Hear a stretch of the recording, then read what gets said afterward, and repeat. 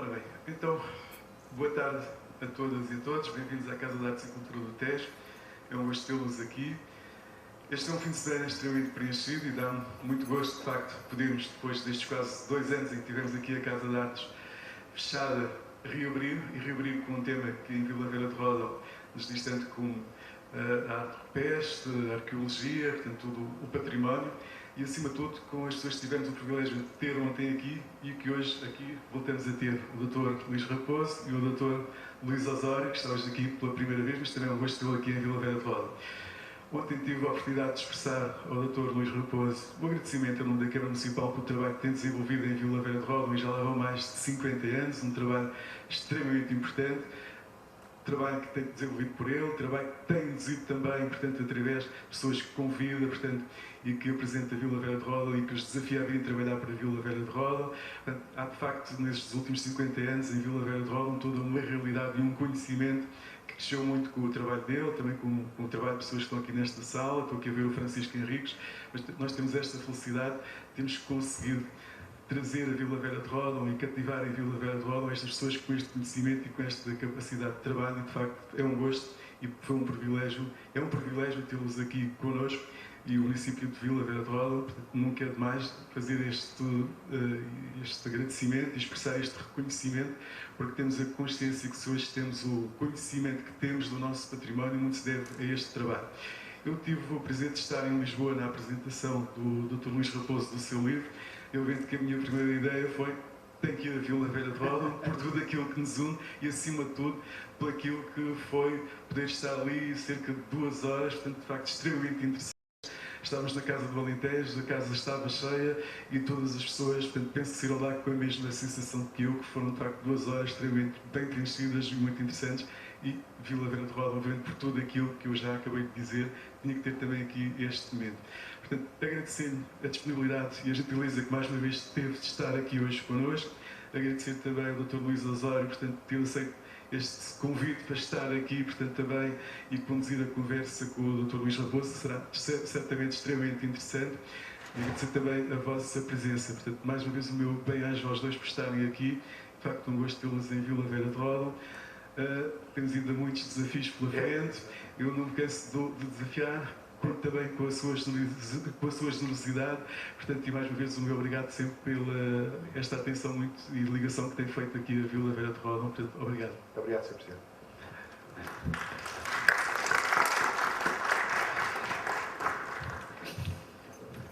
Muito bem, agora eu não fiz a pergunta sacramental antes, porque já estava com o microfone, mas eu tenho que perguntar antes de começar. É que ninguém me disse quanto tempo é que vai durar esta conversa. Se é 1h30, estão preparados para aqui? Para 3 horas? Porque com o professor Luís Raposo podemos falar 3 horas, 4 horas, 1 hora, só que eu precisava de saber, que é para orientar mais ou menos a conversa. 1h30. 1h30, perfeito. Há aqui um pequeno...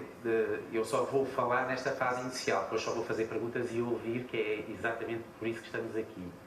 Mas tive um percalço, é que fiquei sem computador nos últimos 2 dias, então preparei esta conversa escrevendo à mão. Com o pequeno detalhe, e sei que, enfim, o professor Luís Raposo é um arqueólogo especialista em paleolítico e, portanto, não existia a escrita, mas a minha, existindo a escrita no paleolítico, seria mais ou menos assim. O que quer dizer que eu não percebo rigorosamente nada do que eu escrevi, o que vai tornar esta conversa muitíssimo mais interessante. Eu vou começar e vou optar também por ir apresentando o professor Luís Raposo ao longo da conversa e não fazer uma apresentação formal. E começo por uma questão. Eu fui aluno do professor Luís Raposo, aluno de pré-história, e às tantas, logo na primeira ou na segunda aula, falou, lembro-me disso, dos dinossauros. Da impossibilidade de nós um dia podermos existir se eles tivessem continuado. Portanto, é a grande tragédia que faz com que haja um outro recomeço, ou um outro começo. E nas suas aulas, aquilo que verdadeiramente era importante era muito mais do que a resposta à pergunta. Sim. E, portanto, e de alguma maneira também, a arqueologia, a história, a procura do conhecimento do passado, é isso. o ponto de partida, e a ciência também, o ponto de partida é a pergunta. E depois, quando se responde a alguma pergunta, nascem 10 novas perguntas que não existiam antes. E este é um tempo em que todas as pessoas, em que todos nós estamos cada vez mais viciados na resposta, mais do que na pergunta, na certeza, mais do que na dúvida. E isso, enfim, 50 anos depois de ter começado a sua carreira, quase, praticamente, 50 anos depois de ter estado pela primeira vez em Roda, qual é que é o balanço que faz deste tempo? É um tempo tão feroz de certezas, e isso não é uma perda de oportunidade? É bem visto, é um bom início de conversa.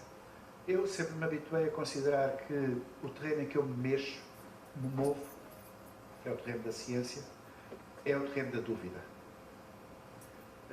Mal do investigador que pensa que aquilo que construiu é uma certeza absoluta. Diria que em ciência não há certeza absoluta. Isso é do domínio mais da religião, que é igualmente legítimo e válido para preencher a nossa vida, como o da ciência. Mas se alguém procura, nestas áreas da ciência, e sobretudo numa ciência que estuda resíduos do passado, certeza, está enganado, está equivocado. E eu verifico, de facto, e ainda recentemente esta questão regressou à baila, e por questões dramáticas que estamos agora a viver nestes dias, em termos europeus e mundiais, a questão da certeza e tem-se acusado muito do relativismo moral nestes dias. Tem-se ouvido falar muito nisso. E eu penso, não terá sido essa a acusação que em todos os tempos históricos, em todos no passado, se fez sempre que houve confronto entre humanos. Uma das coisas, à hora do almoço falávamos nisso, que eu procuro, agora dedico mais aos netos, tenho netos, ao meu neto mais velho ensinar, é a empatia. Acho que precisamos muito de empatia, de nos colocarmos no ponto de vista do outro e pensarmos, se estivéssemos a ver com o outro, como é que nos víamos a nós. E isso a ciência procura fazê-lo. O outro aqui é, como dizia um grande autor, o passado é um país distante. E, portanto, o outro aqui é o outro que passou, e que passou muitos milénios antes de nós, o Neandertal, aqueles que estiveram nestas terras há tanto tempo, in illo tempore, e que, de facto, sempre também com esta tragédia da vida, que, aliás, para quem não tem a perspectiva religiosa, como é o meu caso, é a melhor forma de, na nossa pequenez, entender a morte. É que a morte faz parte da vida. Se não tivessem os dinossauros sido extintos, quem sabe se por um cometa que caiu na Terra e que provocou uma hecatombe, os mamíferos, é isso que você se lembra, claro. Os mamíferos que eram ratinhos, musarangos, que circulavam entre patas dos grandes dinossauros, não teriam tido viabilidade de se expandir. E, portanto, nós temos que encarar sempre o mundo à nossa volta como um fluxo permanente de vida, baseado também na morte. Não é? Imagina o que seria a humanidade se não tivesse havido mortos. Isto é um lado da questão. O outro lado da questão é o que diz, por exemplo, Descartes, e que nós não podemos esquecer, nós, homens de ciência, do racionalismo, claro, é que, dizia o Descartes, a humanidade é constituída principalmente por mortos. Todos os que já morreram, antes de nós, são muito mais do que nós próprios. E neles há muito mais inteligência, há muito mais saber do que aquilo que nós, no período curto que vivemos, temos. Portanto, temos que ser muito humildes também perante quem nos antecedeu. Isso é uma questão que quase me angustia, para além das certezas, é a arrogância. Claro que estão ligadas, não é? A arrogância do presente sobre o passado angustia-me enormemente. Acho que devemos ser muito, muito humildes. Eu tenho uma admiração imensa por aqueles homens que nos antecederam, quer a nível regional, o Tavares Proença, quer a nível nacional, o Vasconcelos e outros, que viveram vidas muito mais difíceis que as nossas. O Leite Vasconcelos andou, ele tem um grande volume que chama-se De Terra em Terra. Provável, uma figura esquecida, uma das maiores figuras do século XX. Sem dúvida que sim, da passagem do século XIX e primeiras décadas do século XX português, é um dos, aliás, foi escolhido muito bem por Pedro Mexia para figurar entre os 100 portugueses do século XX, quando ele quis fazer no Jornal Expresso, uma síntese disso. porque era uma figura incontornável, espetacular, com 80 e tal anos, muito velhote já, lamentava-se já ter aquela idade para não poder dançar os bailes, as saias em Porto Alegre, numa aldeia onde ele estava, e dizia que preferia muito mais estar lá naquela aldeia do que na academia. E deslocava-se as descrições dele de terra em terra, de carroça, daqui para acolá, para acolá. Quer dizer, nós hoje temos carros, temos autoestradas, de repente estamos num lado e estamos no outro, e depois, olhando para trás, deixámos tanta obra como estes mestres. Talvez não. Por isso, a questão do esquecimento, da memória, estamos a falar de Leite Vasconcelos, é uma figura, como agora se diz, incontornável, não é? É uma palavra que foi, agora ganha um lastro nos últimos 20 anos, talvez, mas é muito fácil, cada vez mais, vamos esquecendo. A voragem é tão grande, é tudo tão rápido, que esquecemos de coisas que são verdadeiramente essenciais. Exatamente. E de figuras. Exatamente. E coisas e valores e sentimentos na vida, quer dizer, para mim dá muito mais prazer poder estar à conversa com o meu neto ou com amigos. Ou num baile em Porto Alegre. Ou num baile em Porto Alegre. Eu sou um bocadinho pé de chumbo, mas sim, também, do que exercer cargos. Eu fui diretor do Museu Nacional em Portugal durante 17 anos, imenso tempo. Leite Vasconcelos, do museu que foi o Leite Vasconcelos, fundador e diretor, muito mais tempo, durante décadas. Quando foi o quinto, desde o século XIX até hoje, até àquela altura. Honra que seja feita, foi o mais polémico da história. Pois, exatamente. Pronto, isso mas já lá vamos. Está comigo esse caráter da polemização. Mas foi quase fruto das circunstâncias, não estava nos astros meus, nem nos gerais. Eu vim a ser diretor do Museu Nacional de Arqueologia, onde era já arqueólogo, e voltei depois de ser diretor a ser arqueólogo. Fui muito mais tempo, reformei-me há poucos meses, arqueólogo do Museu Nacional de Arqueologia com muita honra, tendo mesmo optado por um museu em vez da universidade como carreira de base, do que fui diretor desse museu. E fui na ressaca do caso do Coa, das gravuras do Coa, do salvamento das gravuras do Coa. Nós costumamos dizer, a brincar entre arqueólogos, que é uma ACDC, que é antes e depois do Coa. E nesse contexto, fui convidado pelo ministro na altura, Manuel Maria Carrilho, para diretor do Museu Nacional de Arqueologia, porque tinha sido um dos principais estandartes, outros evidentemente, da luta em defesa das gravuras do Coa contra a barragem, contra a construção da barragem que as iria destruir. Portanto, foi uma circunstância, não é? Que depois colou à pele, que é a minha casa, durante 17 anos. É sempre uma circunstância. Sim. Há sempre uma circunstância. Vamos recuar um pouco e recuar ao dia em que chega a Ródão pela primeira vez. Que dia é esse? É 1970, já até faz mais de 70, 71, faz mais de 50 anos neste momento já. O ano passado fazia os 50 anos mesmo. Em que eu era, portanto teria 16 anos, 15, 16 anos. Que era estudante de liceu? Estudante de liceu terminal e depois já entrei para a faculdade. Foi nessa passagem do liceu para a faculdade. Estando eu ainda no liceu, comecei a conviver, já começava por arqueologia, com colegas meus mais velhos do que eu, que já andavam na Faculdade de Letras de Lisboa. E aí criámos um grupo, aliás foi criado por um mais velho do que eu, claro, o professor, hoje também jubilado, Vítor Oliveira Jorge, Grupo para o Estudo do Paleolítico Português, GEP.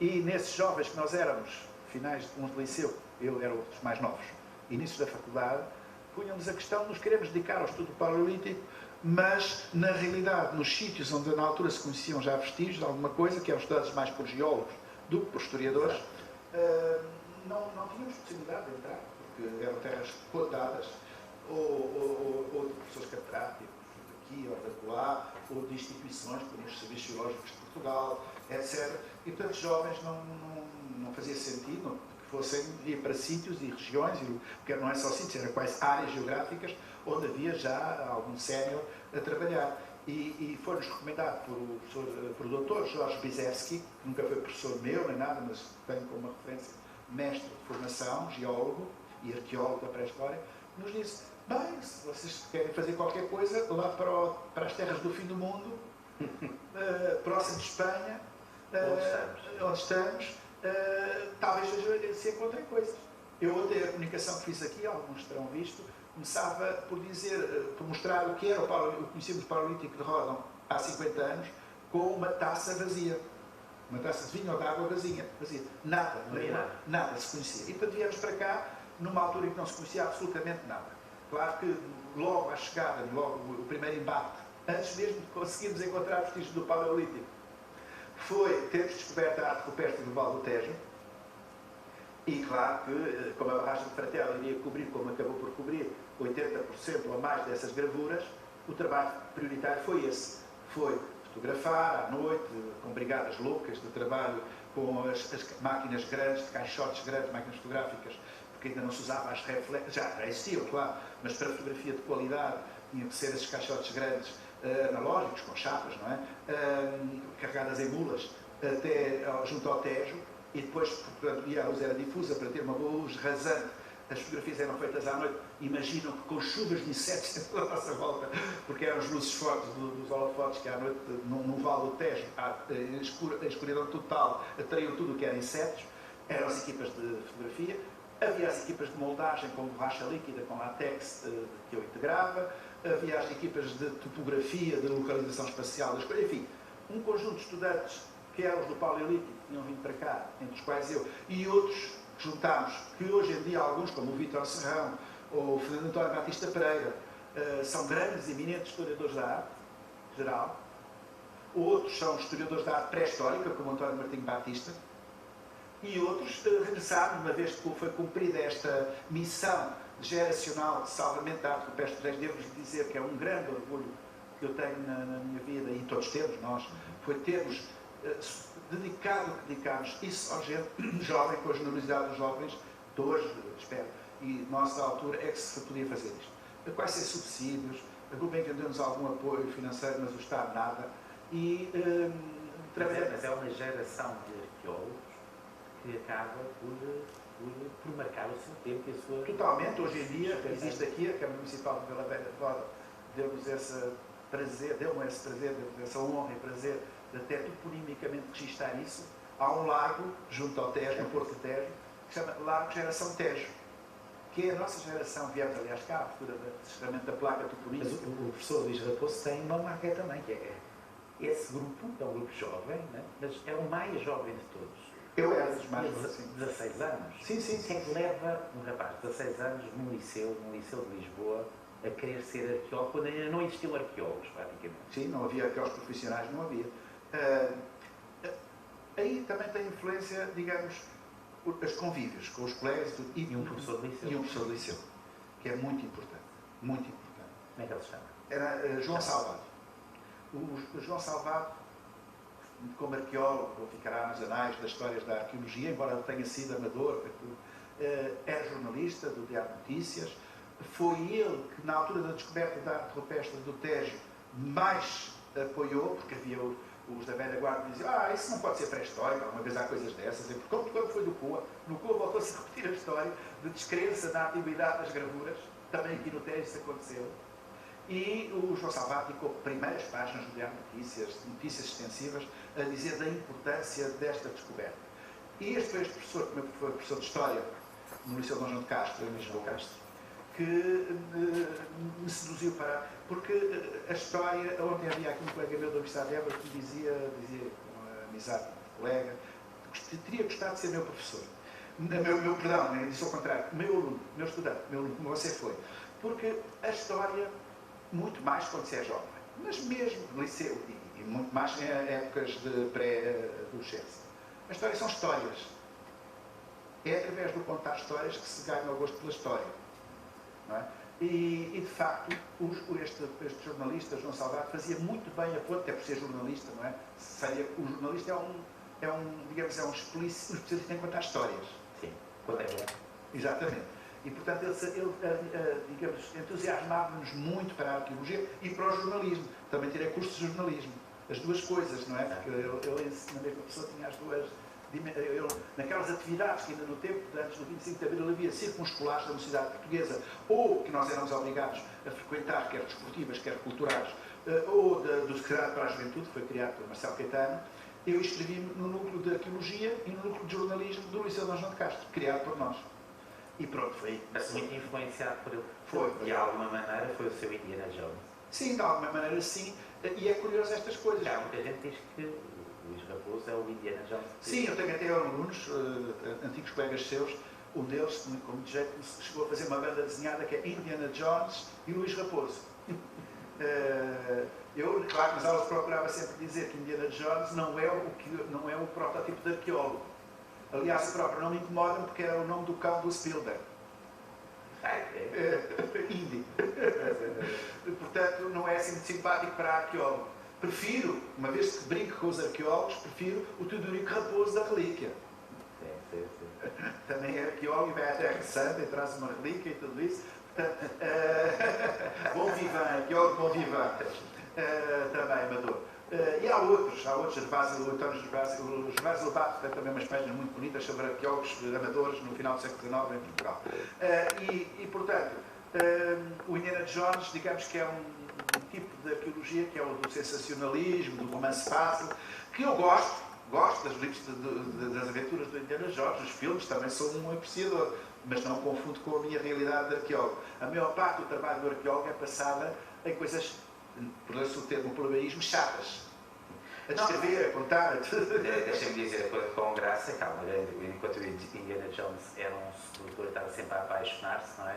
O professor Luís Raposo é casado com a Ana, vai fazer quase 50 anos, portanto há uma diferença. Mas... Sem dúvida. Não, há uma... quase poderíamos fazer uma metáfora. Estes anos passados em Ródão são anos que quase explicam toda a sua vida profissional, toda a sua vida de pensamento. Porque não mudou, aparentemente, lendo o seu livro, não mudou grande coisa naquilo que é essencial e estrutural. Não, Ródão, repare, algumas pessoas em Ródão, talvez muitas, até pensarão que eu sou daqui de Rodanense, há uma localidade do Conselho ou próximo. Não, eu sou alfacinha. Para mal dos meus pecados ao bem, porque eu gosto muito de Lisboa. Também.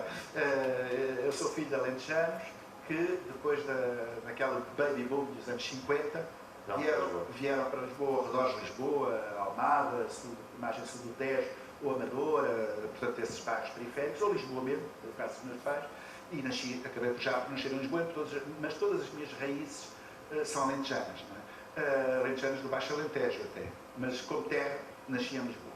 Nesse sentido, posso dizer que quase não tenho terra, porque quem é de Lisboa não tem terra, não é? A grande cidade. Dizemos isso. Costumamos dizer isso. E isso sinto falta.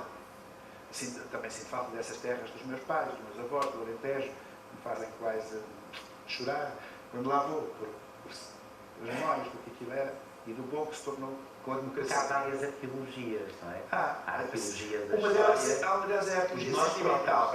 Nós Sentimental, há um livro, um grande livro que é chamado... Mas é isso, todos nós somos arqueólogos. É, nesse sentido, todos somos. Porque é a nossa própria introspeção de vida, não é?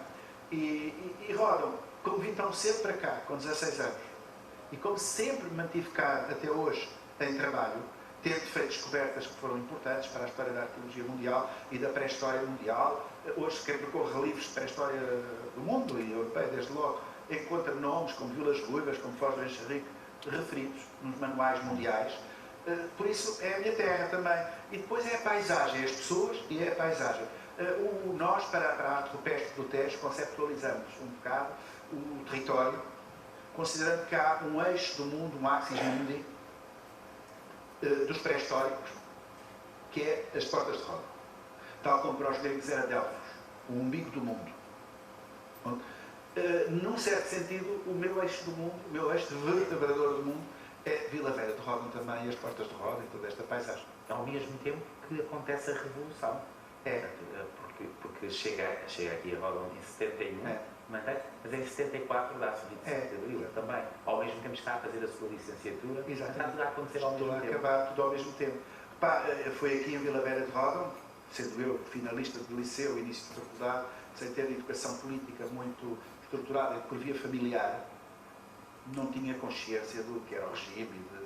Para mim, eu tinha consciência era quando eu vi na Faculdade de Letras, depois de entrar para a Faculdade de Letras, gorilas, chamávamos-lhe nós, uns jagunços contratados nos bares de Alterno de Lisboa para tomarem conta dos estudantes. É verdade. E para tomarem conta dos estudantes, uma vez que havia um ritual ainda, que vem do tempo de Marcelo Caetano, até antes vem cedo, não é? Mas que continuou até tarde, que era a polícia não entra dentro do campo dos recintos. Que era em 72, com o Marcelo. Exatamente, logo aí, a frente. o Marcelo aí teve um papel positivo, muito positivo. Mas veio entrar da Idade Média, tal como a Catedral. A Catedral e a Universidade são terrenos fora do mundo, não é? Onde não entram as forças do poder temporal, do momento. E como não entravam os gorilas. E então, a ideia é que nós não podemos, em grupos de 3, 4, 5, juntarmos a conversar, porque vinha um musculado, mal encarado, que nos empurrava e que nos obrigava a dispersar. Isso para mim era altamente revoltante. O ver professores como o Lindley Sintra, o professor Lindley Sintra agredido, a escorrer sangue. O ver colegas meus presos a irem para Caxias por causa de uma batalha campal. Claro que nós reagíamos, que tivemos com os ditos gorilas, com garrafas, cadeiras no ar, etc. Tudo. Isso foi o meu confronto com... Mas sem ser política grande, sem ser ideologia. É mesmo a revolta da injustiça, não é? Para aí é uma nódoa negra na vida do Germano Saraiva, porque era o ministro da Educação, mas é o responsável político. É verdade. E depois, aqui em Ródão, em convívio com os meus colegas já mais avançados do que eu, que eles sim tinham já uma visão mais política, é que eu já escrevi isso, já escrevi no livro, é que eu ouvi pela primeira vez as canções, os textos, os poemas do Manuel Alegre, musicados e cantados, não pelo Adriano diretamente, mas em canções do Adriano Correia de Oliveira, ou do Zeca Afonso, ou do Francisco Fanhais, vários outros, porque um dos nossos colegas, o António Carlos Silva, meu companheiro até hoje, sempre de lides rodanenses, tinha vindo do seminário, não havia muito tempo, e trazia uma guitarra, e no seminário, que eram os passos de liberdade, apesar de tudo, não é? Tinha aprendido estas canções e, portanto, nós passávamos noites absolutamente, que se lembram até morrer, na Fonte das Virtudes, isolados do tal fim do mundo, que era mesmo o fim do mundo, isolado tudo e todo. O que era a Fonte das Virtudes aqui? É do lado das Jusante das Portas de Roda. É das Virtudes porque havia águas termais, tépidas, quentes, desde o século XVIII, pelo menos há registro disso, XVII, XVIII, e quando eu cheguei ainda vi na Fonte das Virtudes velhotes e velhotas a irem às termas de água. Depois aquilo foi tudo abandonado. E ficávamos aí isolados de tudo, do mundo, a ouvir estas canções e a pensar e a falar no mundo e na injustiça do mundo, na ditadura. Viemos a saber mais tarde, por exemplo... No fundo vieram para aqui contaminar isto, não é? De tal modo...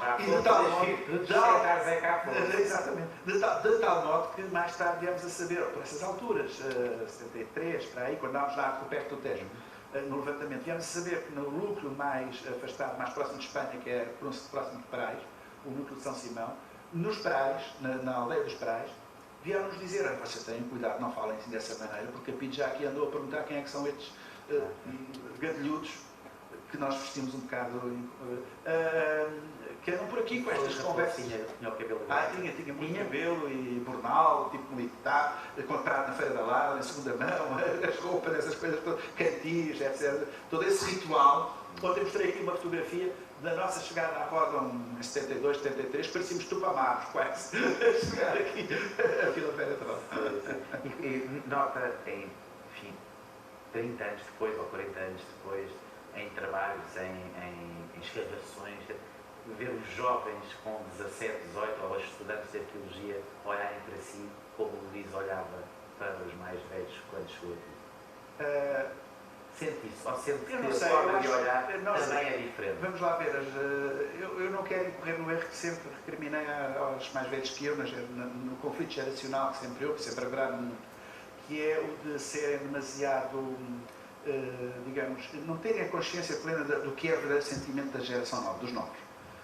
Eu diria que, evidentemente, que haverá de tudo, mas eu sinto que há muito maior conformismo hoje. E eu lembro, por exemplo, na faculdade, onde você foi meu aluno, um dos anos desses, a primeira vez que eu raramente punha gravata, era raríssimo pôr gravata, quando fui nomeado diretor do Museu Nacional, depois eu tive que começar a pôr mais, mas a primeira vez que eu não sei por que cerimónia que tinha depois assistido, pus gravata e fui dar uma aula às 8 da manhã de gravata, juntaram-se alunos por fora na janela, por todo lado, os que estavam fora, todos a olhar para mim como tinham visto de gravata. Portanto, há um ritual até nesse aspecto, os códigos de vestuário, e depois sobretudo o que interessa mais, é na maneira de pensar, que de facto eu penso que há maior conformismo, mas eu também quero ser justo e quero dizer que hoje a vida é muito mais difícil para os jovens do que era para mim, porque naquele tempo, evidentemente que havia, naquele tempo que focávamos aqui, antes de 74, havia essas resistências, digamos, políticas, de sociedade, do parecer bem, parecer mal. Das coisas que mais me incomoda é o parece bem e parece mal, e o não porque não, sem explicar porque não. E pronto. Agora, mas havia oportunidades de trabalho. Aqui o silêncio reverencial. O silêncio reverencial das coisas que me tira do sério. Mas não há dúvida que havia maiores oportunidades de trabalho, sobretudo a seguir ao 25 de Abril. Não existiam licenciados. Justamente, não havia licenciados. Eu comecei a dar aulas, comprei uma Diana em terceira ou quarta mão para poder fazer as piscinas que fazia, entre a Faculdade de Letras de Lisboa e a Escola de Preparatória e Secundária, onde dava aulas, porque senão não conseguia, com horário incompleto, uns restos de horas, etc. E, tal, e depois foi aumentando, até cheguei a ser orientador de estágio e formei professores do ensino secundário e tudo isso. Mas consegui começar a dar aulas, era ainda estudante, do segundo ou terceiro ano, nem sequer bacharel ainda era, acho eu. Não é? Portanto, hoje isso é impossível, evidentemente. Não é?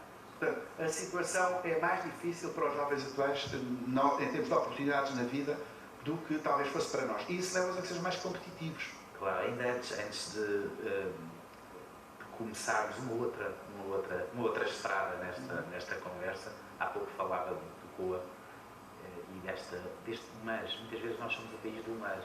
É muito bom, o professor é brilhante, é um professor extraordinário, tem um futuro, mas depois há um mas sempre. Nós fomos, como eu costumo dizer, fomos aqueles que partimos à descoberta e à conquista, mas fomos também os que ficaram a dizer mal dos que partiram. Exatamente, os vestes dele. É um país muito paradoxal e muito interessante também. Sim. Não é? Nós somos o que somos, não é? Quer dizer, não somos nem melhores nem piores do que outros povos, somos o que somos. E eu, aliás, tenho muito orgulho em ser português, em ser o que somos. É evidente que sim, que isso também existe, por exemplo, das coisas que me incomoda mais no traço de ser português, mas eu não conheço suficientemente os outros para saber se não são a mesma coisa. É uma certa mesquinhez e a inveja, não é? A cobiça, a inveja. Acho que é tão bom ver os outros triunfar. Mas ao mesmo tempo a generosidade. Lá está o tal paradoxo. Nas campanhas de solidariedade, os portugueses estão sempre na primeira linha, mas depois, ao mesmo tempo, somos capazes de ser pequeninos também. Sim, pronto, como digo, somos um poliedro, como todos seremos, todos os povos, nós também, mas apesar de tudo, eu sinto-me bem, digamos, no país que sou, com as pessoas que vejo à volta, nos seus defeitos e nas suas virtudes. Não temos esses traços, mas temos esse da generosidade também. E temos talvez uma coisa, sobretudo no interior de Portugal, se sente melhor do que nas cidades. Repara, Luís, uma coisa. Quem hoje faz a opção de vida por viver numa cidade do interior é porque tem que ser uma muito boa pessoa. Do ponto de vista do bom, do íntimo, preza mais a qualidade de vida do que o fazer dinheiro a todo custo. Do que ser cargos, atrás de cargos, seja em empresas, seja no Estado, seja no que for, não é? Preza mais, porventura, a sua relação familiar e com a terra, com os animais da quinta, etc. É toda uma outra relação. E quem realmente... nós, a vida, afinal, é tão curta, não é? Não somos nada, somos pequenas fatiazinhas num sucesso. Portanto, eu vou romper todas as regras de uma boa entrevista assim. Porque aquilo que eu vou perguntar deve perguntar-se no final, e quando as coisas já estão suficientemente. Mas falou há pouco da morte ser a condição essencial, algumas condições, um dos vértices da vida. Exatamente. Mas ao mesmo tempo eu sinto que continuo a gostar de estar aqui. Sinto isso. E disse também que não tem fé, mas é sente isso e sente muito bem, e eu sinto, digamos, uma grande incompletude perante uma grande interrogação perante a morte, não é? Acho que quem é crente é abençoado por ser, porque tem resolvido para si próprio o pós-morte, o além para mim, quando deixar de morrer, quando morrer, deixe de existir, deixe de ter qualquer tipo de vivência e viverei apenas na memória de Deus sagrado de mim. É inquietante em si. É muito inquietante, evidentemente que é muito inquietante. É muito inquietante, mas para quem é naturalista, mais até do que arqueólogo, e falou nos dinossauros, tudo isso, é isso, é a condição da vida. Ai de nós, se não houvesse morte, e se tudo fosse uma acumulação de vivos até ao fim do mundo, era impossível, não existia a vida que não era possível. Portanto, digamos que é daqueles temas, há uns tempos largos, o José Pacheco Pereira fez uma crónica de jornais, não me lembro onde, já foi há uns anos, a dizer, como ele às vezes faz notáveis, não é? Esta também era, mas com base de pé de barro, que era, eu agora não sei o número exato, porque ele era muito comprido, mas era alguém tinha escrito um texto que se chamava 0,0000000, não sei quantos zeros, 1. E ele, mas que coisa absurda, agora escreve-se um texto, não sei o quê, e pronto, disse 30 por uma linha. E depois alguém lhe disse, alguém de ciência, não sei se o Rodrigo Simões, ou alguém lhe disse, explicou o que aquilo era. 43, no fim era 43, não estou a ver. E o que é? É o 0,000 do segundo a que a ciência chega na explicação da origem do universo. Que não é o zero absoluto. Não é o zero absoluto. O zero absoluto da ciência não explica. Ainda hoje. Tal como não explica, talvez, o fim absoluto dos tempos. Sejam os individuais, sejam os globais. Portanto, a origem absoluta e o fim absoluto estão fora do domínio da ciência. Provavelmente sempre estarão. E isso, evidentemente, que inquieta qualquer espírito. Não é? Porque nós temos a ambição da totalidade. E são tão do domínio da transcendência como a ideia de Deus. Claro, como é evidente. Como é evidente. A transcendência não é apenas a ideia de Deus. É. Eu devo dizer pronto, como disse, não sou abençoado por ter fé, não tenho fé, mas das coisas que mais me dá prazer hoje em dia é conversar com gente, sobretudo da Igreja Católica, que é aquela que está mais nos nossos contactos dia a dia, inteligente. E que existe também há não inteligente, mas que existe. Até um deles é o atual cardeal Tolentino, que eu trato por padre Tolentino e com quem, agora não tanto, evidentemente, no passado sempre gostei de conversar, de tomar um copo, de almoçar, de conversarmos.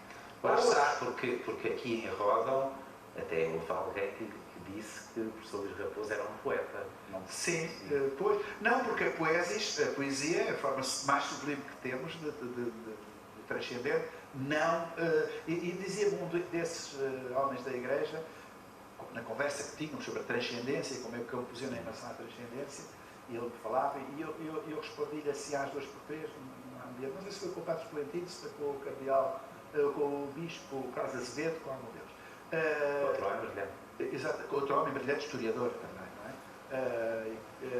E dizia, depois dos comentários, eu disse, realmente, eu estou de acordo com tudo isso, eu só não acredito em Deus, que é um problema. E diz-me ele assim, mas olha, para ser religioso não é preciso acreditar em Deus. Sim. E deu-me até exemplos de religiões estruturadas ao Oriente que a natureza toda ela, não há um Deus personificado no Bem, em alguns casos, há muitos padres que não acreditam em Deus. Bom, isso não sei. Enfim, como é, o professor Luís Raposo é um mundo, acho que todos nós somos um mundo de alguma maneira, mas há sempre, mas há diferenças, há muitos mais largos. Assim, o seu mundo é muito largo. Arqueólogo, professor, como já dissemos aqui, diretor do Museu Nacional de Arqueologia, e presidente há alguns anos, já vai para 6 anos, presidente do ICON Europa, que é uma espécie de Conselho Internacional de Museus. É mesmo. E que nasce em 1900, de alguma maneira podemos dizer que chegou a um topo de carreira. Sim. Enquanto arqueólogo. No domínio dos museus, esse sim. No museu e na arqueologia também, de algum modo. Sim, 1946 é uma depois da Segunda Guerra Mundial, voltando ao bocadinho ao Indiana Jones, portanto, e não romantizando, portanto, chega aqui a um lugar que é um lugar que é muito curioso e talvez diga de si. Pergunto. Não fala muito disso. Portanto, e é interessante porque não fala disso. A pergunta é se, por defesa em relação a si próprio, porque quando sai do Museu Nacional de Arqueologia, sai de costas voltadas para o poder político. Pedro Passos Coelho, julguei o governo Pedro Passos Coelho, mas isto não é por ser PSD, não, porque para mim é com igual paixão. Sem dúvida. Com igual paixão. Portanto, quando sai do Museu Nacional de Arqueologia, de costas viradas para o poder político, porque apaixonadamente combate uma ideia que me vai explicar, mas logo a seguir, quando se achava que de alguma maneira também a sua carreira desse ponto de vista tinha acabado, é nomeado, é escolhido para o principal cargo nesta área na Europa. E depois é reconduzido com votos unânimes. Sim, exatamente. Vamos ver. Primeiro, não gosto muito de andar a trazer na lapela e mostrar os casos que quiser, só deixo de exercer, sou o que sou e pronto. Isso me basta.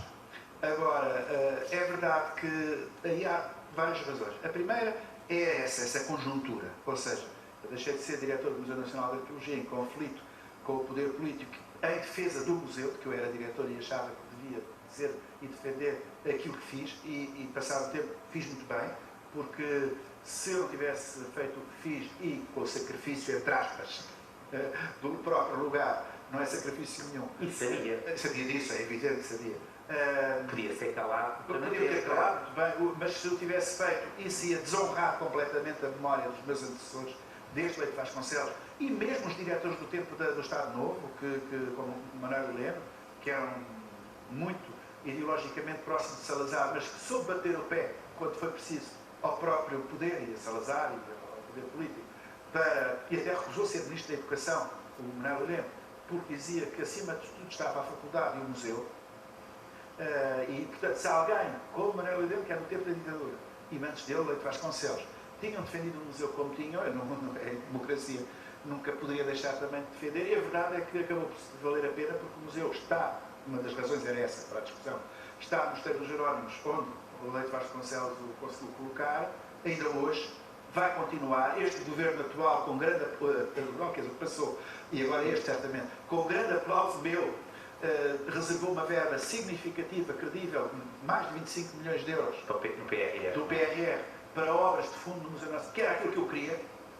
Portanto, acabou por ser feito por outro que me sucede a mim, e ainda bem, sucede muito bem, é um excelente diretor do museu, o meu colega que me sucedeu. Portanto, o museu há aqui uma prova, numa entrevista à Visão, e isto eu só digo, porque lá está, num tempo em que tantos preservam o seu lugar, ter alguém que, em nome de todos esses valores, diz, numa entrevista à Visão, em plena polémica, e sem haver condições, não acata decisão da tutela. Exatamente.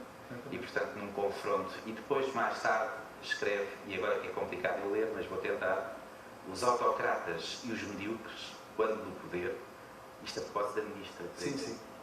fazem de um novo perfil de dirigentes dependentes e amestrados. Ora, eu sinto-me nos antípodas desse modo de estar na vida. Exatamente.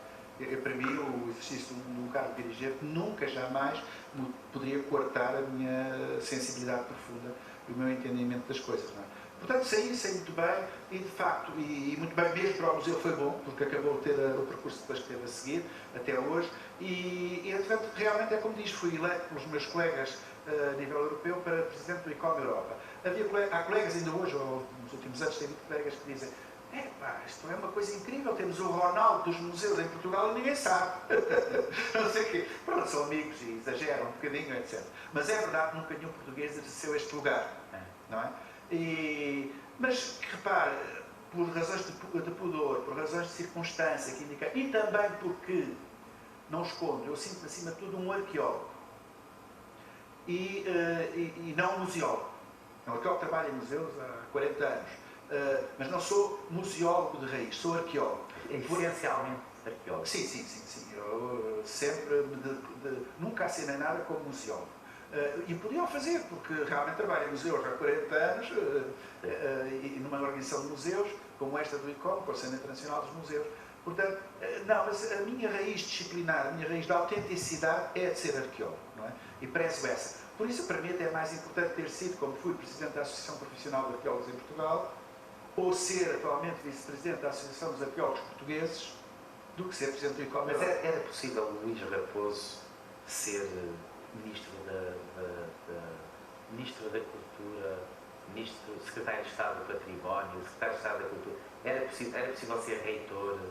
É porque era possível, claro, com certeza, mas não foi por algum motivo. Reparem, Luís Raposo, aos 16 anos, que é uma coisa impensável, não é? Aos 16 anos, no Diário de Lisboa, escreveu um texto cujo título era Um Passado Sem Futuro, o muito que falta à arqueologia e aos arqueólogos. E é um texto que tem uma série de discussões e aliás levou uma ou duas reprimendas Exatamente. logo aos 16 anos. Exatamente. Reprimendas patronais do diretor da Faculdade de Letras de Lisboa, onde eu não andava, era no liceu, não é? Mas que frequentava já o Museu de Arqueologia, que tinha sido diretor, ele era também diretor do Museu Nacional de Arqueologia, Dom Fernando de Almeida, e me chamou patronalmente, carinhosamente, para me repreender a dizer que aquilo que eu lá dizia era verdade, mas não se diz isso nos jornais. Aquela questão é, seria possível, quando nós sabemos que os cargos políticos, ou os cargos mesmo académicos, são muito corporativos e são, sobretudo, precisam de gente que não faça muitas isso. Pois, não era possível por isso. Chegou a ter a possibilidade de ser ministro?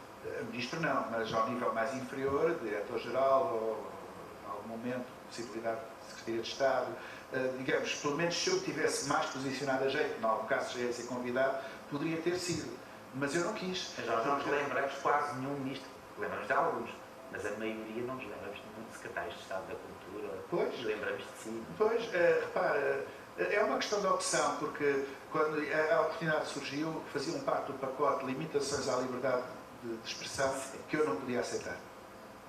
E eu compreendo isso, nós não dizemos tudo livremente a todo momento. Temos regras sociais, sim, de convivência, não é? Não, procuramos até não agredir o outro. Nós até somos considerados, às vezes excessivamente, sobretudo pela nova geração, eu compreendo e vejo isso, como demasiado diplomatas no trato, não é? Até, a palavra tem origem noutro contexto, mas até nos está a acontecer cordiais demais. A cordialidade é considerada, para mim é uma virtude, mas é considerada para muita gente como um vício, a cordialidade portuguesa. As palmadinhas nas costas, etc. Para mim é um vício quando tem palmadinhas nas costas para depois sacanear por trás. Não é? Isso é verdade. Também existe e muito.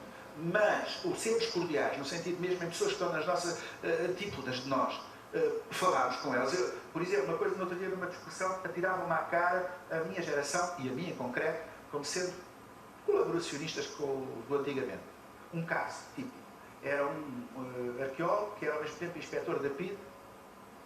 Eu, aliás, só me apercebi isso depois do 25 de Abril, não interessa. Teve preso muito tempo porque, para a infelicidade dele, porque muitos espíritos piores, muito piores do que ele, não sofreram nada, esse teve preso porque é citado por Mário Soares de Portugal no passado, como sendo um pino intelectual que o recebeu e que o enxovalhou, quando ele esteve preso, e pronto, e era um arqueólogo, conhecia como arqueólogo do miúdo, eu do liceu, e ele era assistente na Faculdade de Letras também, etc.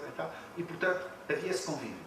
Depois do 25 de Abril, depois dele estar preso, a primeira vez que eu o vi, que foi em França, num congresso, em Nice, onde estava, onde eu tinha ido, ouço falar português ao lado, e era ele e a mulher dele. E já depois de ter estado preso? Imediatamente depois, foi tipo menos de um mês depois de ter estado preso, ele resolveu ir àquele congresso de arqueologia, porque ele era arqueólogo. E eu olhei para ele, nesse contexto, sabendo já toda a história que se tinha passado, e falei, normalmente. Dentro do possível, do normal, num congresso. Como está? Estou por aqui.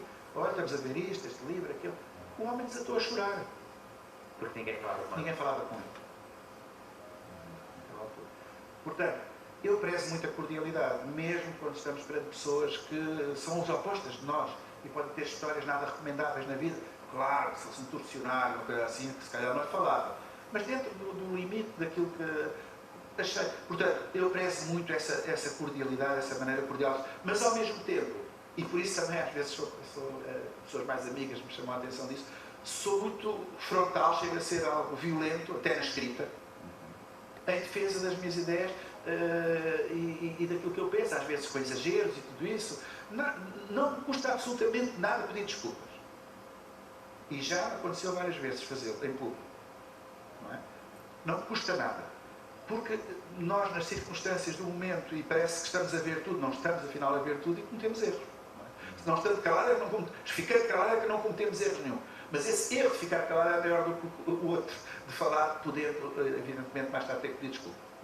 Quando é lançado este monumental livro, que no fundo está aqui uma parte da sua vida, embora a nossa vida e a sua vida, cada um daqueles capítulos podia nascer outro livro também, sim, é verdade também.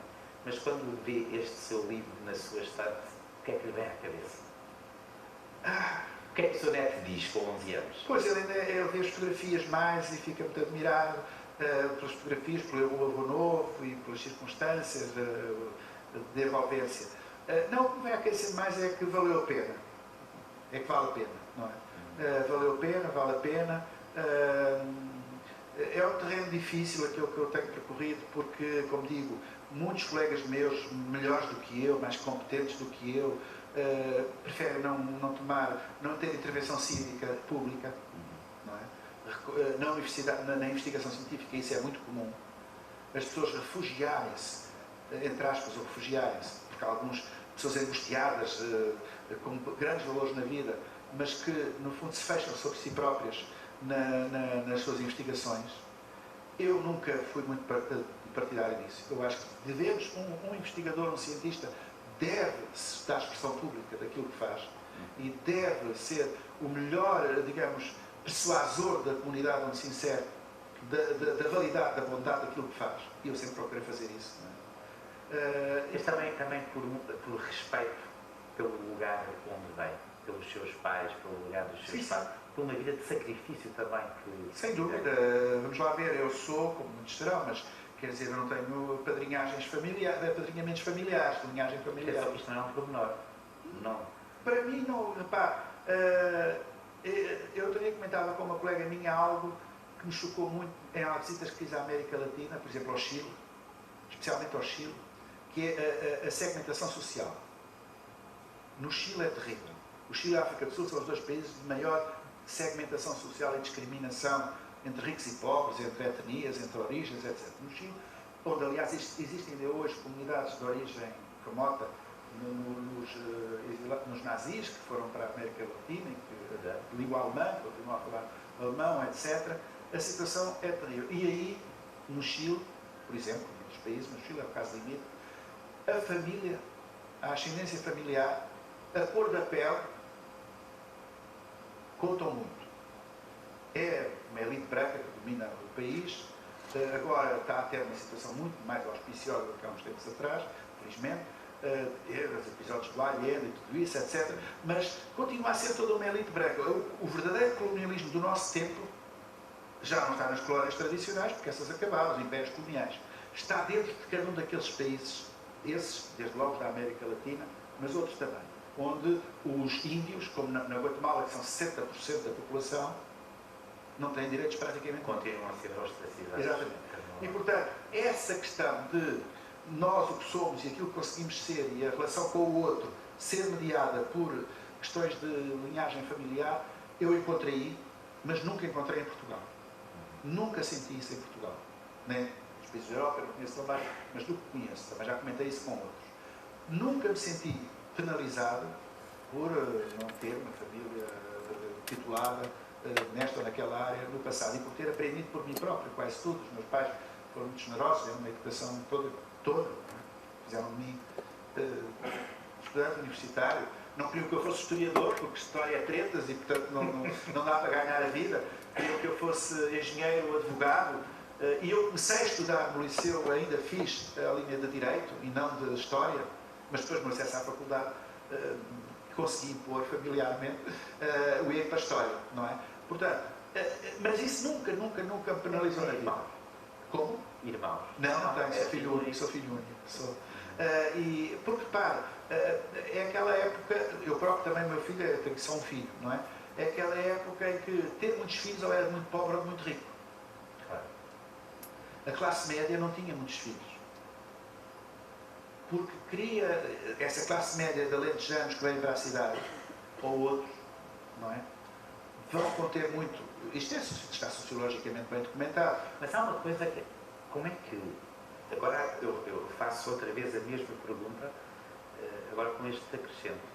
Como é que alguém com 16 anos, filho de uma classe média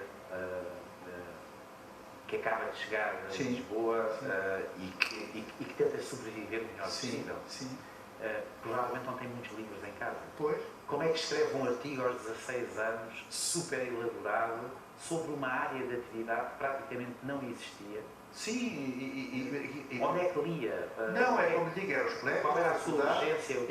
Era o liceu e portanto, esse contacto com esse professor que já falámos, a biblioteca do liceu, era a faculdade, era os convívio com os mais velhos do que eu,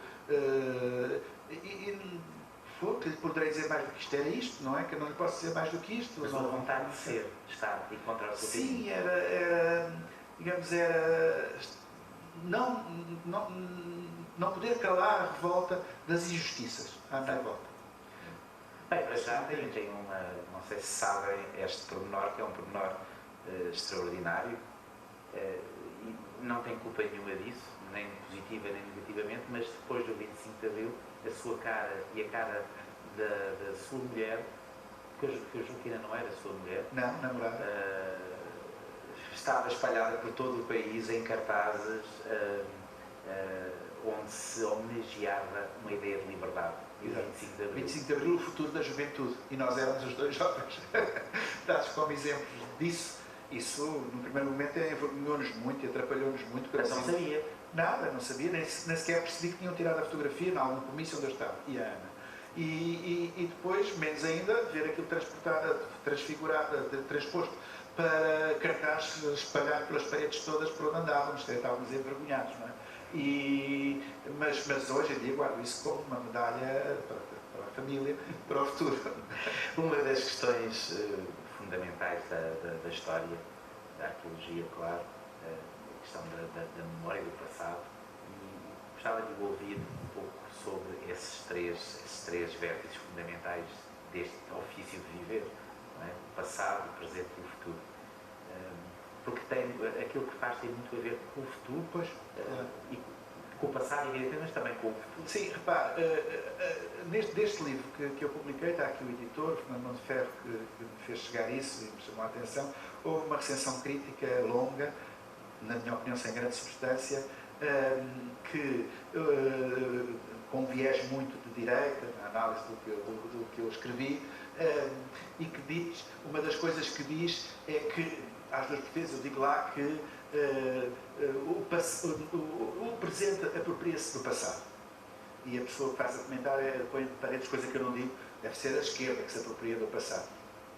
É todo o presente, direita, de esquerda, etc. E eu cito o Santo Agostinho, que dizia que não temos nem passado nem futuro, temos só o presente. Temos o presente passado, temos o presente e temos o presente futuro. E na realidade é a partir do presente que nós olhamos quer o passado, quer o futuro. Porque não pode ser de outra maneira. Antes de nascermos não podíamos olhar, depois de morrermos, mesmo que seja do céu, para quem acredita nele, ou do inferno, também não é útil para a vida do dia-a-dia dos vivos. Não é? Portanto, não há dúvida que é com olhos do presente que nós olhamos para o passado. E que também perspectivamos o futuro. Portanto, um arqueólogo, um historiador e um arqueólogo, essa também é uma outra questão, que nessa recensão também é um equívoco total. A dizer, que o autor, não é? Reclama-se de historiador, mas de história não fez nada, é feito de arqueologia. Bom, mas é que eu não concebo a arqueologia sem ser história.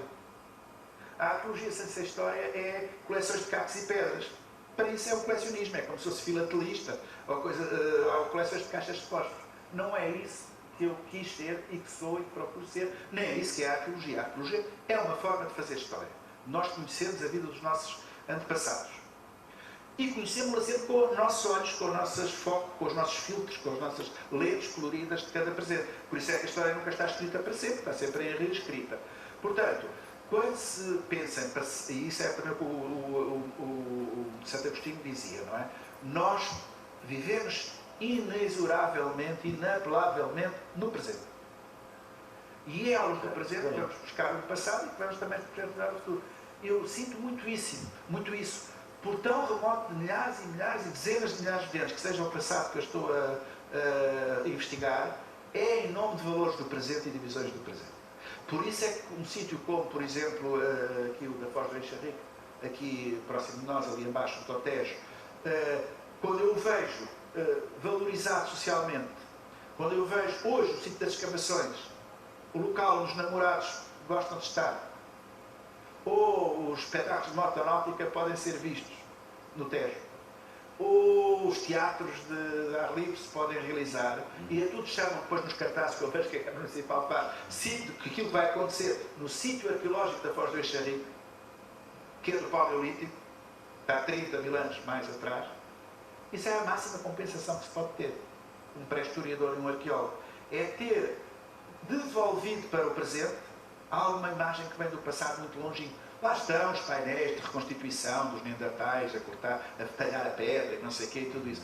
Mas as pessoas passaram a incorporar no seu imaginário e na sua qualidade de vida um espaço que só se tornou digno desse olhar, dessa apropriação, por causa daquilo que arqueólogos fizeram. Não é? E isso é verdadeiramente, por isso é que essa relação de passado com o presente é absolutamente essencial. Mas, enfim, a pessoa que escreveu sobre o livro também estava a fazer aquilo que é mau, e até de maneira um bocadinho ignorante, mas estava a fazer aquilo que normalmente se faz, a olhar para os olhos do presente, Com certeza, com olhos muito viciados numa coisa que, aliás, é muito irritante.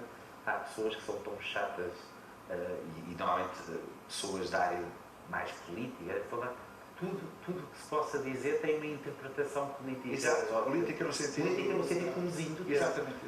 O que é um vício total, mal fora. A vida é tão rica, tão rica. A política é no sentido da polis, nesse sentido é política. Sim, toda claro. Mas é tão rica, não é? Nesse sentido Nesse sentido sim. Mas quer dizer, para mim é completamente indiferente se a ideologia de tal pessoa é mais direitista, mais de esquerda, ou isto o interesse nas ideias, e o fruto das ideias, e há tanta terra debaixo do sol para se poder fazer caminho comum, nem que seja de discussão, não é? E às vezes perdemos oportunidades de abrir o nosso próprio caminho. O professor Luís Raposo citou Santo Agostinho. Eu não vou citar Santo Agostinho, que citei no almoço, a sua citação é bem melhor do que a minha. Mas eu gostava de ouvir um bocadinho na associação, sobre a Associação Profissional de Arqueólogos, que foi presidente. Sim. Que é uma espécie de pré-ordem dos exatamente. Foram... Que é quase uma impossibilidade, lhes pergunto, porque os arqueólogos são, em si, por definição, individualistas, não é? Sim, é muito conhecido o meio dos arqueólogos como o meio de não ser todos à luta uns com os outros e em discussões, e antigamente, não é tanto hoje, penso eu, não é? A esconder as coisas uns dos outros, com medo que um roubasse as ideias ao sítio arqueológico ou ao outro. Antigamente isso era muito assim. Hoje, se for assim, eu não sei, não tenho essa consciência, será porventura no âmbito da competição para bolsas e para projetos de investigação financiados por fundos nacionais ou europeus, não sei. Não sei se é assim ou não. Portanto, isso existe, esse espírito de... Mas também tem o lado mau, mas tem um lado positivo, quer dizer que estamos vivos. Nós somos um meio muito aguerrido. Muito aguerrido entre nós, mas para fora. Quando há ameaças ao património arqueológico, estamos todos lá juntos e a vestir todos a mesma camisola. Não tenha dúvidas quanto a isso. Somos, dentro destas áreas todas, somos para o bem e para o mal, somos dos mais aguerridos. Essa Associação Profissional de Arqueólogos foi criada quando se criaram os primeiros mestrados de arqueologia, e foi no Porto o primeiro, por estudantes de mestrado, que iam ser os primeiros arqueólogos mestres, não é? E que resolveram criar essa associação. Eu, já na altura, ainda não era diretor do museu, mas já era sénior, diria assim, na arqueologia, inscrevi-me logo, sou sócio 30 ou 32, não é? Dessa associação.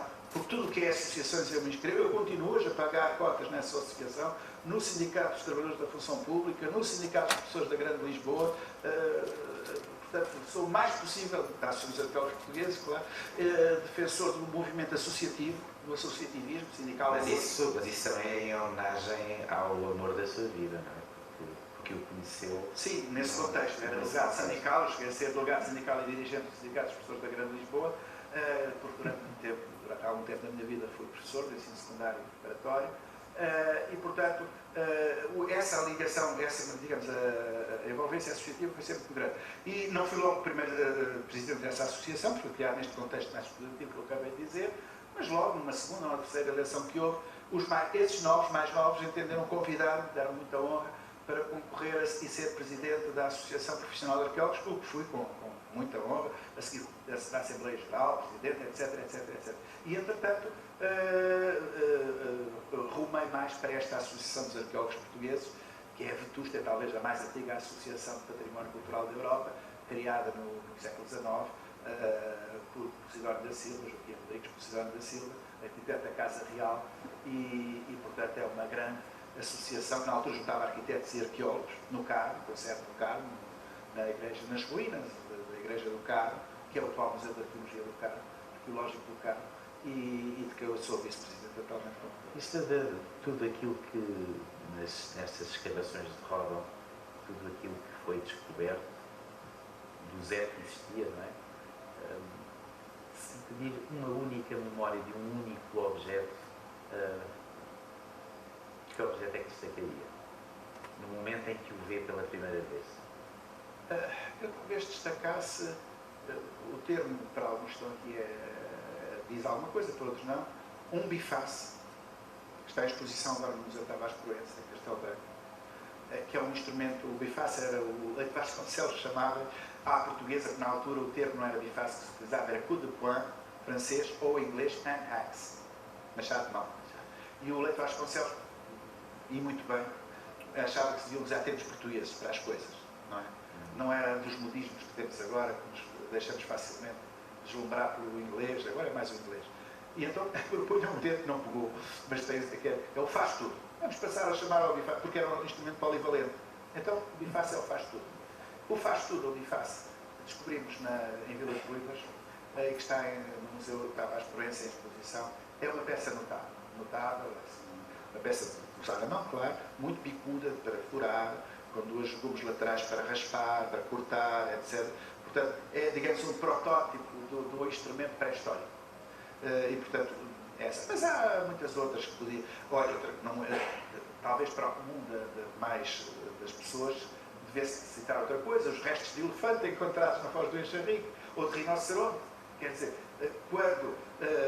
lembro-me quando foi a descoberta dos restos de elefante na Foz do Enxarrique, ali embaixo, no Porto do Tejo, eram cá os jornais todos. Porque era o elefante no Tejo, era aí também que sim, as pessoas foram visitar. Claro que este resto de elefante não é um esqueleto de elefante inteiro, eram os bocados de ossos, não é de elefante. E causou grande impacto. No caso do Correio da Manhã, na sua linha editorial bem conhecida, o título depois de primeira página era há 50 mil anos caçavam-se à pedrada de elefantes no Tejo. Podia falar dos ossos de elefante, realmente. Mas há sempre, não querendo romancear, mas há um lado romanesco da profissão de arqueólogo. Sim, claro. Enfim, o momento da expectativa, isso é inevitável. É inevitável. Há possibilidade de um arqueólogo ser bem sucedido sem essa capital curiosidade? Não. A curiosidade é mais bela das virtudes. É a mãe de todas as virtudes. É aquela que nós partilhamos com os símios, com os macacos. É a característica essencial dos primatas. Então não é só humana, mas é muito própria dos primatas. Todos nós conhecemos, como os macaquinhos são curiosos, não é? E, portanto, a curiosidade é uma virtude absoluta. E então, no domínio da ciência, é central, é crucial. E mais, digo-lhe mais, esse momento da descoberta em escavações, muitos nossos manuais de arqueologia, alguns dos nossos mestres, dizem-nos que é o mais perigoso momento da vida do arqueólogo. É quando descobre alguma coisa importante. Porquê? Dizem-nos eles, têm razão. É porque, nessa altura, a emoção fala de tal modo que a razão fica obliterada e podemos cometer coisas que não devíamos fazer, de maneira de distrair, de observar, de recolher documentação. Somos levados pelo impulso para agarrar logo na coisa e podemos estar assim a destruir um contexto que devíamos ter registado. Portanto, até há um arqueólogo, hoje não se podia dizer isto, mas há um arqueólogo dos anos 80, 70 mais, em França, um grande nome da pré-história mundial, que dizia, quando se descobre uma coisa, o arqueólogo é realmente grande, se parar um bocadinho, sentar-se e fumar um cigarrinho a pensar. Hoje o cigarrinho era retirado, até porque não convém, por causa do carbono 14, das contaminações do terreno, temos que ter cuidado com os cigarros, não é só por uma questão de saúde, é por uma questão... Portanto, o momento da descoberta é um momento único, de um prazer indizível, completamente. E mais, eu já escrevi também sobre isso, a mim como arqueólogo, que sou, já repeti isto várias vezes hoje, até me incomoda ainda hoje um pouco esta transmutação, ou transfiguração. Transmutação era o termo que Darwin utilizava antes de se falar em evolução das espécies. Eu falava na teoria de transmutação das espécies.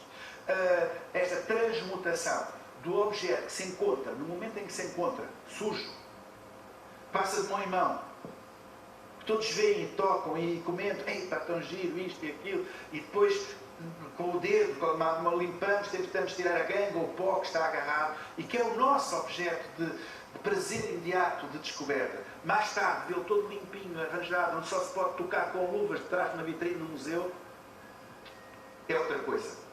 E não preenche o meu gozo intelectual totalmente. Por isso eu acho que meus colegas, quando era diretor do museu, e não só, conservadores do museu, eu brincava com eles, eu luvas, eu estou a pensar na mão de toda a gente durante a escavação, agora porque é que temos que usar só com luvas? Não, mas aqui tem que ser. Portanto, a descoberta é absolutamente essencial e é um prazer muito grande. Agora, atenção, a descoberta, e então para quem está no Paleolítico, não é ouro, não é peças de valor venal muito grande, não existiam essas coisas, não é?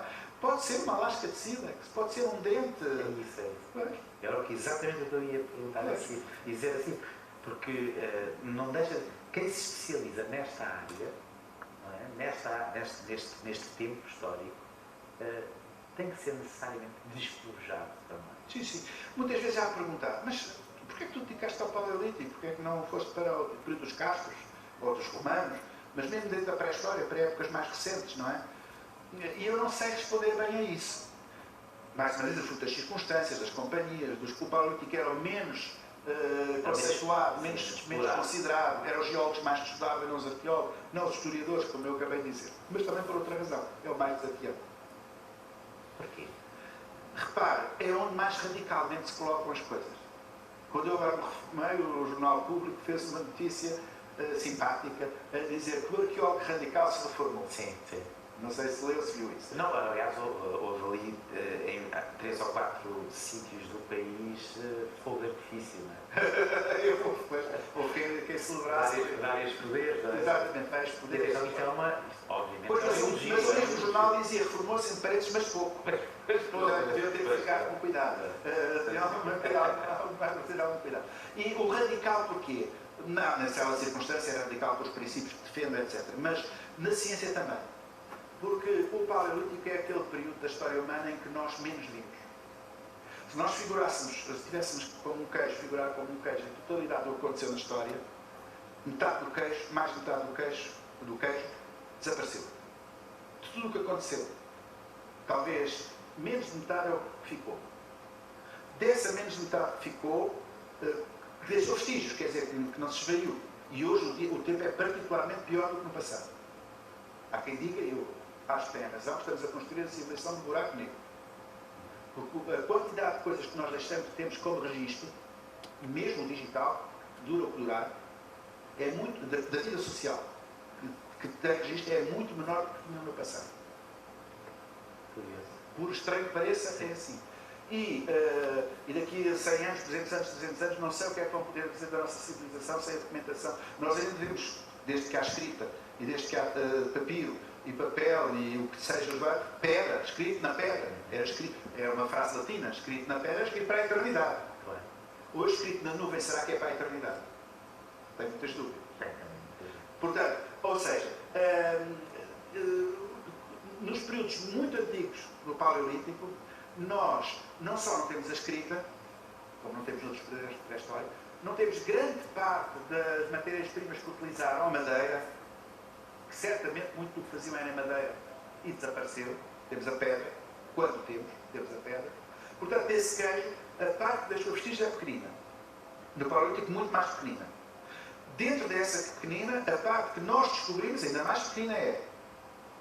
E a parte que além de termos descoberto, escavámos, registámos e podemos utilmente utilizar, é uma fatiazinha estreitinha do queijinho.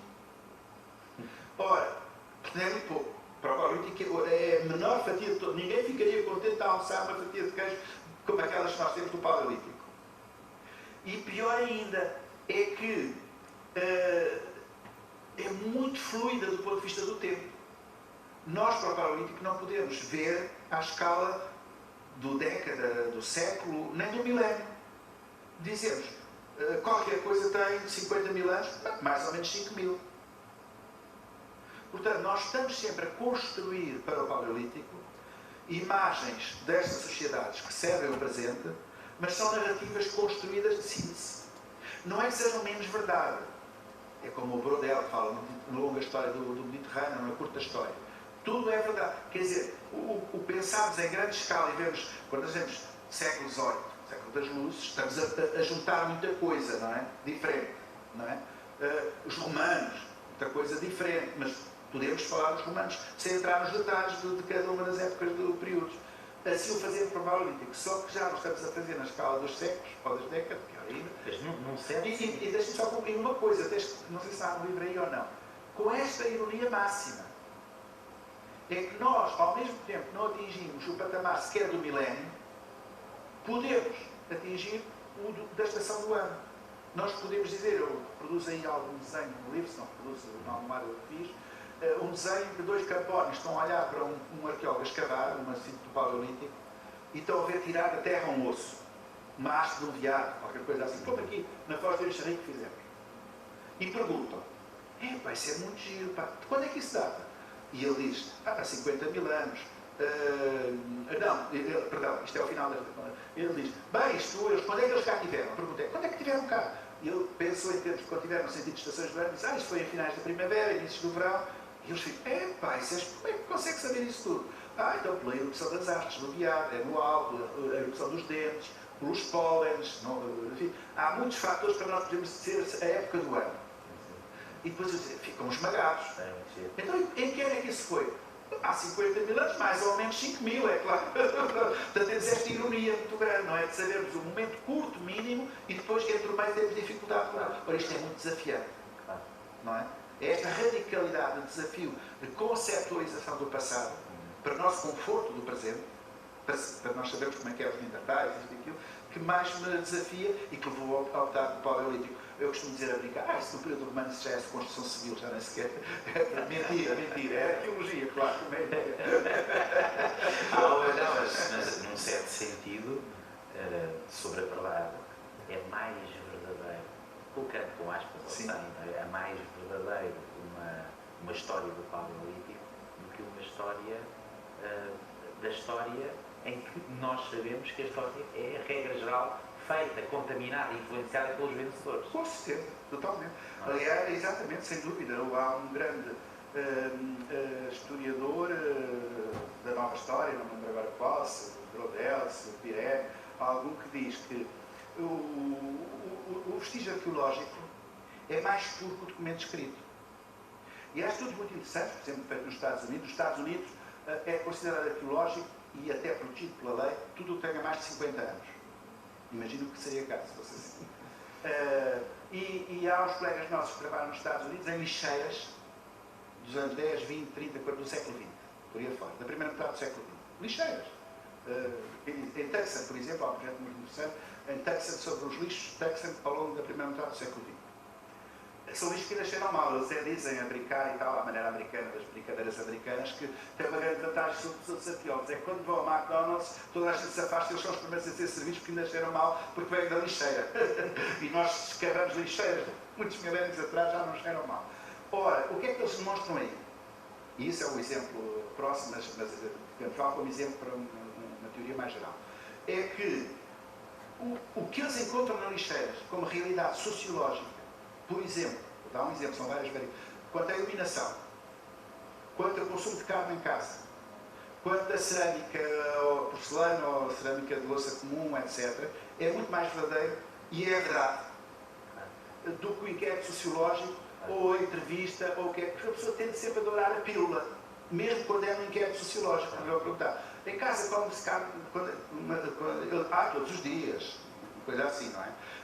E utiliza, à medida que as diferentes iluminações, desde a lamparina tradicional, passando depois o azeite, a luz incandescente, a luz fluorescente, as várias soluções, eles vão sempre dizendo que já têm as últimas tecnologias em casa de iluminação, quando na lixeira se vê que não é assim. Portanto, o documento arqueológico, na sua ingenuidade, é mais puro do que o documento escrito. Também há historiadores que dizem os documentos escritos na maior parte são contratos de que há um autor espanhol muito conhecido, do tempo até do franquismo, e por isso que ele se lamentava de ser um escritor público que passava a vida toda a escrever mentiras e a dizer aquilo que não acreditava. Mesmo nos contratos mais simples, não é? Entre privados, não é? Quando é a data em que se... Até no nosso caso, que são todos novos, não têm consciência, eu também já não fui assim, mas os meus pais dizem que a data que está no bilhete de identidade não é a data de nascimento real. Porque era conveniente alterar a data. Em alguns casos. Em alguns casos. Mas por questões de impostos também, tudo isso. Não é? Bem, já não falámos das nossas próprias memórias, a tal arqueologia. Claro. Freud dizia que todas as memórias eram falsas. Exatamente. E, portanto, esta ingenuidade autêntica do documento arqueológico também me seduz muito na arqueologia como forma de fazer história. Não é? E pronto, e no caso radical extremo é a arqueologia mais antiga. 2, 3 coisas para acabar, porque já estamos em uma hora e meia, parece impossível, mas é verdade. Não é possível não falar aqui muito brevemente do património e dos museus, falarmos menos hoje. Se calhar amanhã podemos estar aqui outra vez. Seria interessante. Eu compro a ideia. Património, a sua, nestes 50 anos de experiência de ver aquilo que é um património, muito rico, património português, um património riquíssimo, nem sempre, ou quase nunca, tratado com a dignidade que merecia. Vê o futuro com algum otimismo? Acha que este plano de recuperação e resiliência de tais 150 milhões de euros serão suficientes para conseguir resolver alguns problemas mais prementes do património natural? Sim, com certeza que alguma coisa será feita. Repara até, vale a pena notar, na primeira versão do PRR não havia verba nenhuma para o património. Zero. Foi, digamos, o escândalo público que nós suscitámos, a discussão que tivemos, o espernear que fizemos, que levou, e muito bem, a que o Governo tivesse introduzido uma verba que, sem ser aquilo que nós poderíamos imaginar, digamos, é credível como verba para investimento em património. E, sobretudo, em alguns casos, já que falei do Museu Nacional de Arqueologia, também em alguns monumentos, etc. Mas é evidente que a maior parte continuará abandonado, não é? Continuará desprezado. Diz-se muitas vezes que é assim porque somos um país pobre. Porque não há dinheiro e, portanto, temos que nos resignar à nossa pobreza. É evidente que não somos um país rico. Nem sei se haverá algum país que diz de si próprio que sou rico e que posso gastar o dinheiro como entender. Mesmo na Alemanha, em que tem crescido imensíssimo, agora estamos numa situação especial, mas fora desta situação, muitíssimo. Crescimento ao ano de orçamento para a cultura explosivo na Alemanha, eles não serão tão ricos que digam que podem fazer tudo o que querem. Não é assim. Também não é o nosso caso. Mas, como eu neste livro demonstro, através de um artigo que escrevi, ou dos dados públicos do Eurostat, nós, Portugal, tendo em conta o PIB português, a riqueza gerada no país, aquilo que gastamos, por exemplo, para a educação, no Orçamento Geral do Estado, é, em termos europeus, na média. Estamos um bocadinho acima da média. Contanto da educação, contanto do pagamento... Tudo. O gasto total em educação do país. Claro que não é chega, é pouco, etc. Mas não se pode dizer, seria injusto e seria incorreto, dizer que nós, portugueses, e não falo deste governo, em geral, estamos a falar de um arco temporal maior, não dedica à educação atenção, do ponto de vista do orçamento afeto à educação. É, digamos, honradamente aquilo que se poderia esperar para o nosso orçamento. Mais, certamente, melhor aplicado, com certeza, etc. Mas estamos dentro do rácio. Ora, na cultura, quando olhamos para a cultura, estamos no último lugar. Conforme os anos, do último ao último lugar de orçamento dedicado à cultura, nos 28. Portanto, não é uma questão só de sermos pobres, é uma questão de prioridades. E quando nós vimos que, desde sempre, e é a recomendação europeia, de 1% para a cultura, e reclamamos por 1% para a cultura, houve uma altura, sobretudo no Engenheiro Guterres, também depois, fomos subindo 3, 4, quase que chegámos a 0,5, 4 não é por cento, é 0,3, 0,4, 0,5, e pareceria que a tendência seria de chegar pouco e pouco a 1%, que é um bocadinho um sonho. Não, verificámos que voltámos para trás. Hoje o orçamento para a cultura é 1,tal%. Portanto, é muito pouco. Ou seja, e isso é impossível sem ovos fazer omeletes. Portanto, é evidente que temos um problema gravíssimo de financiamento da cultura e dentro da cultura, do maior campo que gasta mais dentro da cultura, que é o do património cultural, em Portugal. Esse é o problema grave. Agora, também daqui dizer que é tudo mau, não, para o PRR, temos a revolução municipal, dos municípios. Hoje em dia, o dinheiro que o conjunto das autarquias portuguesas dedica ao património cultural é 10 vezes mais do que o Estado Central. Não tem comparação nenhuma, não é? E rende muito mais. Qualquer euro gasto é melhor gasto. É rentabilizado e é rentável. É muito mais rentável. Justamente. Portanto, nem está longe de ser tudo mau. Agora, é evidentemente que nós... E também outra coisa que muitas vezes é um equívoco que nos aponta. Também é assim, porque vocês querem proteger tudo, classificar tudo. Isto, se deixássemos aos arqueólogos o critério, não se cavavam batatas em Portugal, não sei o quê e tal. Não é verdade. Nós temos em Portugal, hoje em dia, eu não sei os números redondos, cerca de 4.100 monumentos classificados. Não é nacionais. Classificados nos vários tipos de níveis de classificação. Destes 4.100, eu arriscaria a dizer entre 70% a 80% foram classificados antes do 25 de Abril. Então, não tinha essa ideia. Não, e a grande maioria foi na República.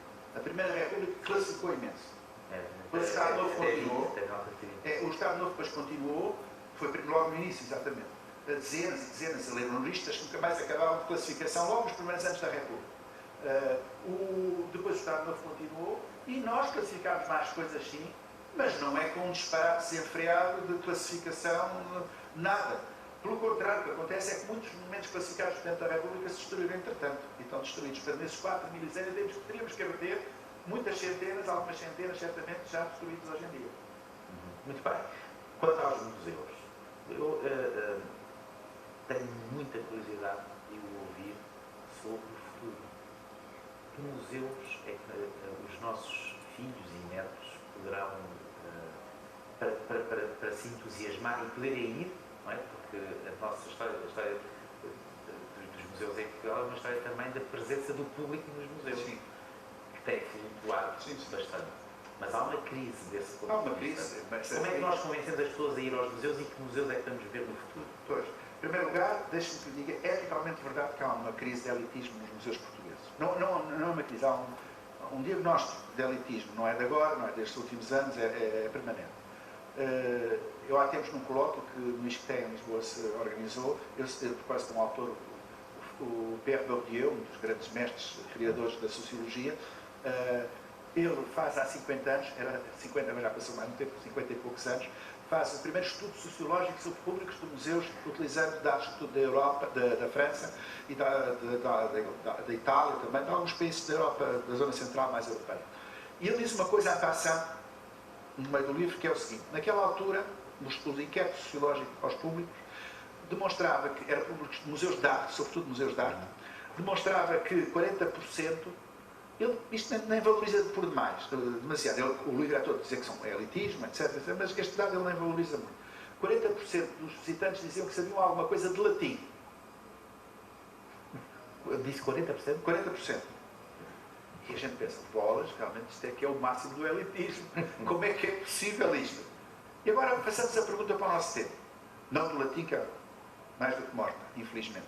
Faz tanta falta.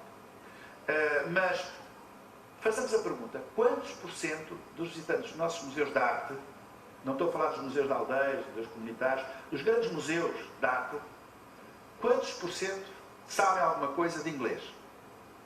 Se calhar 80%. Sim. E quantos portugueses sabem inglês? Menos de 20%.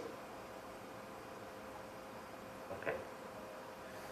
Não avançámos muito, andámos em redondo no que diz respeito a estes grandes museus e ao seu elitismo. Sendo que internacionalmente, em Bruxelas, por exemplo, no circuito da política europeia, os portugueses são sempre reconhecidos como um povo de diplomatas, mesmo que não sejam diplomatas. Sim. E que falam muito bem inglês. Exato. Aliás, temos uma facilidade. A comparação com os nossos... Não, mas isto é para dizer que temos um problema de elitismo nos grandes museus. Não é fácil combater isso. há medidas que eu defendo, mas que estou longe de considerar que sejam a panaceia. Mas defendo. Mas só se pode mudar isso mudando a cúpula dos museus. Sim, também. Exatamente Também. Não, mas há medidas de política de museus ao nível das gratuitidades, dos programas educativos. Hoje em dia, por incrível que pareça, é mais difícil ir com as crianças às escolas professores do que há alguns anos atrás. Porque toda a parafernália de burocracia inerente, dizia-me um professor do ensino secundário que para marcar uma visita ao museu em maio, que era quando na matéria dava jeito de ir àquele museu, à antiga, vamos supor, tinha que planear isso e pôr no plano de atividades da escola em outubro, em setembro, outubro, quando começavam as aulas. Quer dizer, é daquelas coisas, estar a planear assim desta maneira, de régua e esquadro, de uma tal maneira, ao nível do ano é quase impossível. Depois os seguros, os transportes, etc. A nível local, mais uma vez, é a exceção. Porque as câmaras municipais continuam a ser os grandes suportes da cultura e a fornecer o autocarro para poder ir aqui, poder ir acolá, etc. Portanto, nós temos vários tipos de museus. Temos esses grandes museus nacionais, que antes da pandemia estavam muito cada vez mais na Europa e em Portugal, infelizmente também, voltados para o turismo, massas, e não é isso que é a função dos museus. Os museus são feitos para desenvolver, desde a Revolução Francesa, os museus que temos atualmente são produto da Revolução Francesa, de promoção da cidadania. Portanto, o museu é feito em primeiro lugar para os adultos nacionais e para as escolas, mas até antes de tudo para quem está, adultos nacionais. E depois temos uma outra realidade, que quem não conhece o país não tem consciência, que é desde a explosão da museologia municipal, autárquica, diretamente ou não, associativa, com experiências absolutamente notáveis. Ainda há hoje, eu vim do Fundão, onde há uma rede de casas de memória notável. Não se chamam museus. Mesmo a palavra museu muitas vezes já é abandonada para não confundir com essa instituição que se tem uma ideia assim. Mas no momento em que eu cheguei aqui hoje e foi a primeira vez que estive em Vila Velha de Ródão e vejo esta maravilha, eu perguntei, a primeira coisa que perguntei é, eu que acho que sou uma pessoa informada, que sei, mas na verdade a todos nós passam ao lado uma série de coisas que são fundamentais. As músicas que ouvimos, os filmes que vemos, são os filmes que estão nas agendas mediáticas, muitas vezes. Pois, mas repara, é isso, há um outro país, ainda há não muito tempo, já há anos, mas não muitos anos, havia um político conhecido, não vale a pena referir quem, que dizia, pois como é que os museus são de ser visitados, não estão abertos ao fim de semana? Uma frase destas diz muito mais sobre o político do que sobre os museus. Claro. Porque os museus estão abertos ao fim de semana já há muito tempo atrás. Não é? Há anos e décadas já. Portanto, é que não se conhece o país. Muitos da nossa elite política não conhecem verdadeiramente o país. Talvez nem queira conhecer. E infraestruturas como é evidente que é preciso... Não, isso nós não ouvimos. O que viu no Fundão, nós vimos aqui em Rosa. Sim, não passa. E é lamentável porque está a haver uma infraestrutura como esta que temos aqui, com uma biblioteca magnífica ao lado, há bocadinho falava, para mim a política mais exitosa da democracia em Portugal na área da cultura é das bibliotecas.